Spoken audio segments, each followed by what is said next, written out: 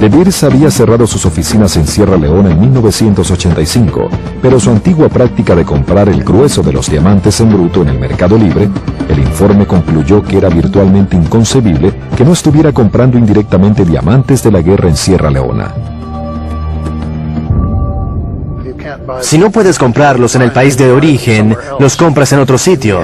Al final todos terminan yendo al mismo lugar. Así que, indudablemente, compraban diamantes traídos de contrabando de muchos sitios.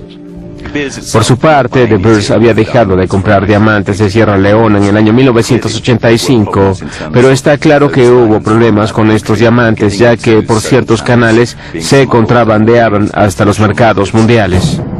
Liberia era la primera parada de casi todos los diamantes contrabandeados desde Sierra Leona y un centro favorito para aquellos que buscaban lavar diamantes en bruto de otros países de África. En 2 años, más de $2.000 millones en diamantes, supuestamente liberianos, entraron a Amberes. Pero ninguno de esos diamantes era liberiano. Liberia posee muy pocos. No podría producir ni $10 millones en diamantes al año. Se registraban como cifras oficiales de un ingreso a Bélgica, como cifras oficiales de comercio. Pero todas esas cifras eran registradas sin que nadie parpadeara. Nadie preguntaba nada. No había regulaciones ni controles de ningún tipo. Los diamantes ilícitos en bruto solían entrar a Amberes con documentos fraudulentos impresos en membretes falsos de compañías ficticias. Al llegar a la aduana belga se mostraba una factura que decía que los diamantes fueron comprados en Liberia. Pudieron haberse comprado donde sea. El informe también mostraba que solían falsificar las facturas indicando solo el último lugar de paso de un envío y no su país de origen. Muchos diamantes pasaban por puertos libres suizos, así que los declaraba suizos. Y Suiza, claro está, no tiene diamantes. Cuando la prensa comenzó a regar comentarios negativos sobre los diamantes de guerra, la industria lo tomó en cuenta. De Beers fue el primero en actuar. De Beers comenzó a reconocer que era un problema real y que como líderes de la industria tenían que hacer cambios en su forma de hacer negocios. Se percataron de que tenían que hacer algo por la razón que fuera, bien por altruismo o por proteger el buen nombre de los diamantes. Se involucraron. En el 2000, De Beers dejó de comprar diamantes en el mercado libre. De Beers probablemente estaba más al tanto del asunto que los demás y dijo que solo compraría diamantes a minas que controlara o en las cuales tuviera acciones para saber exactamente su origen.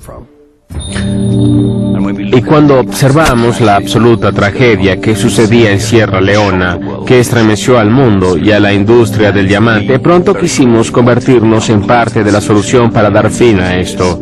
Los diamantes no deberían tener que ver con este tipo de actividades.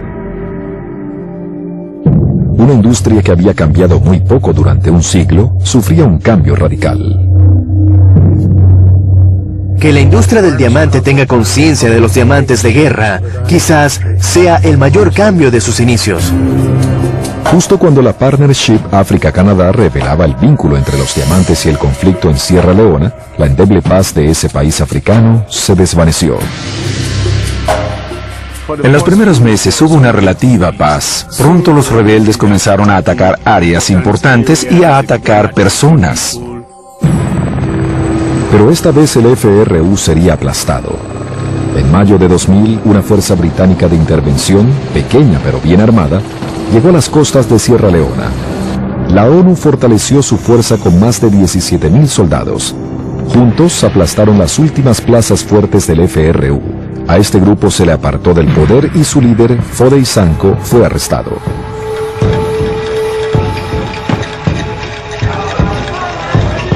El 18 de enero de 2002, el presidente Ahmad Tejan Kabah declaró oficialmente el final de una de las guerras civiles más brutales del siglo XX.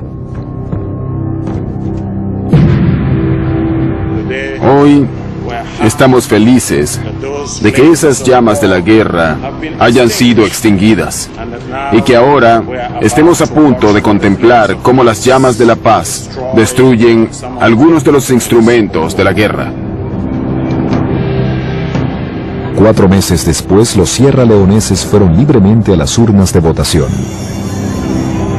El presidente Kabah fue reelecto fácilmente. Cientos de ciudadanos cuyas manos habían sido amputadas para que no votaran, introdujeron valientemente sus votos.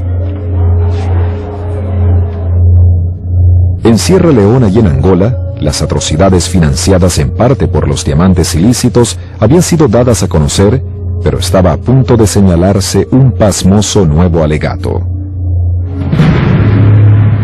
La conexión entre Al Qaeda y los diamantes atrajo mi atención poco después de los ataques del 11 de septiembre.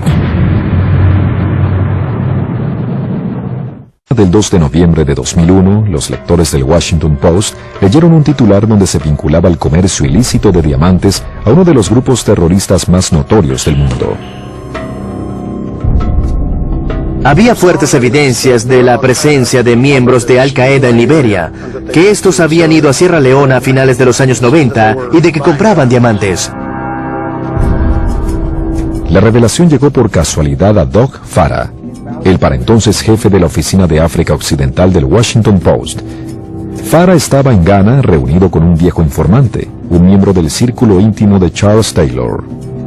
Él leía una revista, Newsweek, publicada poco después de los ataques del 11 de septiembre. Salían fotografías de los más buscados por el FBI, y él palideció y dijo, conozco a estos sujetos. Yo le dije, ¿cómo que lo conoces? Y él dijo, les vendí diamantes a principios de año, los vimos en la selva. Yo dije, ¡santo cielo! Los hombres identificados por el informante de Farah eran agentes clave de Al Qaeda. Dos de ellos, Gailani y Fazul Mohammed, fueron identificados como individuos involucrados en las explosiones en las embajadas de África Oriental, y Abdullah Ahmed Abdullah era un agente financiero de cierto rango dentro de Al Qaeda. El informante de Farah describió varios encuentros directos entre Al Qaeda y el FRU. Se reunieron en junio y julio de 2001 en Monrovia para negociar la compra exclusiva de toda la producción diamantífera en bruto del FRU de ese año, y uno de sus incentivos era dar una tasa entre 10 y 15% mayor a la normal. Farah investigó la historia hasta Sierra Leona, donde el alto mando del FRU la corroboró. Su explosivo artículo motivó que la Corte Especial para Sierra Leona pidiera más investigaciones. Un equipo conjunto de varias agencias de inteligencia europeas y la ONG Global Witness confirmaron el testimonio de Farah. El vínculo entre Al Qaeda y los diamantes comienza en África Oriental, en Kenia y Tanzania. Después de que en 1998 Al Qaeda atacara las embajadas de Estados Unidos en Kenia y Tanzania, el país norteamericano congeló los activos del grupo terrorista. Ciertas fuentes de inteligencia creen que Osama Bin Laden necesitaba conseguir una estructura financiera diferente para el siguiente ataque. Y nada era más adecuado que los diamantes. Estos son fáciles de trasladar, se liquidan rápidamente y nadie puede saber de dónde provienen una vez que salen del lugar de origen. Miembros de la célula de Al Qaeda en África Oriental viajaron a Liberia, al occidente, y se involucraron en la compra de millones de dólares en diamantes. Llevaron un par de individuos en 1998 y luego tuvieron a otros dos permanentemente ahí a partir de diciembre de 2000 y alquilaron una casa a partir de febrero de 2001.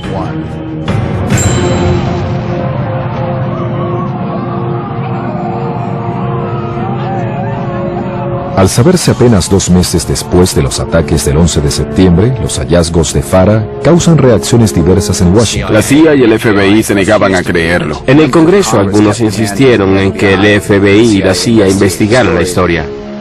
El FBI fue enviado 2 veces a África Occidental para investigar el vínculo entre diamantes y terrorismo. Hubo mucha hostilidad dentro de esas dos agencias cuando el Congreso les ordena gastar recursos en investigar algo que les parecía irrelevante. El FBI y la CIA entregan informes clasificados de sus hallazgos de la presunta conexión entre los diamantes y Al Qaeda a la comisión del 11 de septiembre. Su informe oficial contradice al reportaje del Washington Post. Dice lo siguiente: no vimos evidencias persuasivas de que Al Qaeda se haya financiado comprando diamantes de conflictos en África. A principios del nuevo milenio ya casi nadie refutaba que los diamantes hubieran ayudado a financiar guerras sangrientas y atrocidades contra los derechos humanos en Angola y Sierra Leona. A la industria del diamante le preocupaba mucho que las dos ONG que habían sacado a la luz pública el problema, la Global Witness y Partnership África-Canadá, iniciaron un boicot entre consumidores, lo cual perjudicaría a países como Botswana, Namibia y Sudáfrica, que dependen mucho de sus diamantes no provenientes de guerras, de modo que la industria y esos gobiernos estaban preocupados. La industria del diamante se reunió con las ONG y los países diamantíferos en busca de soluciones. Luego de debatir por varios años, se acordó aplicar un sistema de certificación que fue implementado en 2003. Se llama el proceso de Kimberley. El plan de certificaciones del proceso de Kimberley, que es su nombre técnico, es un acuerdo comercial patrocinado por la ONU que exige que siempre que unos diamantes en bruto crucen una frontera internacional, estos sean enviados en un empaque a prueba de alteraciones y que los acompañe un certificado de cumplimiento del proceso de Kimberley, validado por el gobierno, que indique el volumen, peso y valor de estos diamantes en bruto. Hasta la fecha, más de 70 países son miembros del proceso de Kimberley. Me alegra informar que los proveedores iniciales de los diamantes de conflictos, o sea, Angola y Sierra Leona, ahora son miembros del proceso de Kimberley. En la Oficina Gubernamental del Oro y los Diamantes de Sierra Leona, cada lote de diamantes en bruto que va a ser exportado pasa por un proceso riguroso de selección, evaluación y certificación, todos exigidos por el proceso de Kimberley. Una vez que se exporta un lote de diamantes en bruto certificado y sellado, este ingresa a una cadena de distribución que termina enviando las piedras a comerciantes, pulidores y detallistas de todo el mundo. Además de aceptar el proceso de Kimberley, la industria acordó usar un sistema voluntario de autorregulación y garantías diseñado para la transparencia del origen de los envíos de diamantes en la cadena de distribución. Usado en conjunción con el proceso de Kimberley, los diamantes teóricamente deberían poderse rastrear desde su sitio de origen hasta las tiendas donde son vendidos. Pasan por este complejo sistema, pero cuando llegan a la tienda del detallista vienen con una garantía. Y el detallista puede exigir estas garantías para que si llegara a pasar que un cliente le preguntara, él podrá decirle que todos los diamantes que vende están cubiertos con una garantía y que por lo tanto ninguno tiene la mancha de originarse de una guerra. Pero ¿funciona el sistema?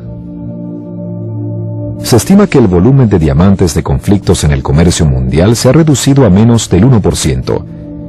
Esto se debe sobre todo a que las principales guerras pagadas con diamantes ya han cesado. Y desde la implementación del proceso de Kimberley han aumentado las exportaciones legales de diamantes desde las antiguas zonas en guerra. Pienso que uno de los indicadores del éxito del proceso de Kimberley es lo que ocurre en Sierra Leona. En 2002 exportó unos $26 millones en diamantes legalmente y en 2005 exportó unos 142 millones también legalmente.